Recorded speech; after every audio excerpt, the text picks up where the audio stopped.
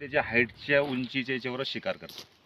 2 ते 3 फुटाची उंचीची शिकार करतात. लहान मुलांना सांभाळायचं. बरं सर, पाणी भरणार जे आता जात आहे शेतकरी समजा समजा रात्रीच्या तुम्ही वेळेस, गाणं लावलं समजा तर कदाचित, त्याला बचाव करण्यासाठी काय काय उपाययोजना हा, करावं तर लागेल? त्याच्या उपाययोजना हेच आहे आपल्याला का बाबा आपण वाफाला हे करतो तर चालता फिरता थोडंसं खकारणं किंवा दांगडू करणं, हा हुकलं, म्हणजे जेणेकरून त्या माणसाला हे होऊन जाईल, त्या बिबट्याला आभास होईल का कोणीतरी मनुष्य येतोय, तो आपली जागा हा चेंज करून टाकतो. तो काहीतरी कोणी माणसाचा भास होतोय बा.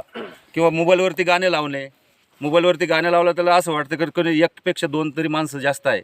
भजन वगैरे कीर्तन लावतात, जसं की 4-5 माणसाचा आवाज येतो ना त्या भजन गाण्यामध्ये, तर असं वाटतं की किती 4-5 माणसं येतो, तो आपली जागा दिशा चेंज करून घेतो. तो तर शक्यतो आपल्या जनावर याच्यावर अटॅक माणसावर करतच नाही तो, कारण तिची शिकार मी तुम्हाला पहिलेच बोललो की ते 2 ते 3 फुटाच्या अंतरावरती तिची शिकार राहते. कदाचित त्याला अटॅक कधी होतो का माणूस चुपचाप आहे, चुपचाप बसलेला आहे आणि खाली वाकून काम करतोय, वाकून त्याला असं वाटतं काहीतरी शिकार डुक्कर आहे किंवा कुत्रा आहे. 4 पायाची शिकार आहे ना तिची. 2 पायावर कधीच शिकार करणार नाही बिबट. 2 पायावर उंच जनावर असला कधीच नाही. एखादा बैलावर जनावर जेव्हा होतो ना अटॅक, तो बसलेला राहतो आणि झोपेल राहतो. त्यावेळेस तो पाठीमागून येऊन फाटका मारतो, जसं वळला जनावर का तो नरडा धरतो, आणि नरडा धरल्यानंतर काय होतं का त्याला रक्तच निघतो. तर हे रुमाल जे उपरणं मी म्हणलं, जसं का रात्रीच्या वेळेस तुमचं उपरणं द्या इकडं, तसं हा उपरणं आपण गळ्यात असं करून बांधतो, फक्त असं टाका तुम्ही. कदाचित समजा आपल्यावरती हल्ला झाला आणि त्यानं धरलं तर तिची जबान इतकी सेन्सिटिव्ह राहते का तो लगेच सोडून देणार. वाचेल का त्याला हे उपरण्यामुळे जबान कपड्याचा लगेच सोडून देतो. कारण आजपर्यंत जेवढ्या बी घटना झालेल्या आहे, ज्याच्या गळ्यात उपरणा, दुपट्टा, साडीचा पदर हे पूर्ण वाचलेले आहे. ज्याच्या गळ्यात नाही आहे ते समजा हे झालेले आहे, घटना झालेली आहे, अशा दुर्घटना झालेल्या आहे. त्याच्यामुळे हा गळ्यात उपरणं वगैरे रात्रीच्या वेळेस जेवणाचा डबा वगैरे शेतात नेला चालतो का, काही वासना वगैरे जेवणाचा डबा नाही. मग आपल्याला शेतात जायचं समजा, प्राणी मांसाहारी प्राणी ना, मासा आणि प्राणी आहे, त्याच्यात काही संबंध नाही आहे.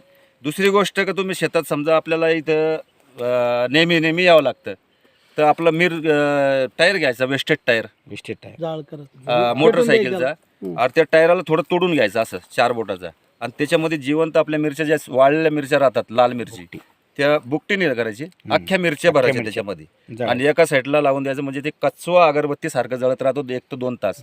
त्याचा ठसका 1 ते 2 किलोमीटरमध्ये पसरतो, आणि त्या पसरल्यामुळे तुमचे रानडुक्कर, हरणी येणं बंद होतात. कारण रानडुक्कर 5 किलोमीटरपासून शोषण क्रिया राहते रानडुकराची. म्हणजे आपण काहीतरी मक्का पेरले, काहीतरी पेरलं समजा, त्या वासाने ते रानडुकरं येतात, आणि रानडुकरामुळे काय होतं, हा पाठीमागं त्यांच्या शिकारीसाठी येतो, खाद्यासाठी. त्यांच्या रानडुक्कर किंवा कुत्रे, भटकी कुत्रे यांच्यासाठी हा शिकारीसाठी येतो, आणि त्याच्यामुळे तो जवळ येतो. आणि माणूस कदाचित कामाला लागला का खाली वाकून आलं की त्यावेळेसच अटॅक होतो. पण अटॅकच्या अगोदर बचाव, कारण तो वन्य प्राणी कितीतरी म्हणला तर मुक्क जनावर आहे, तो समजू शकत नाही.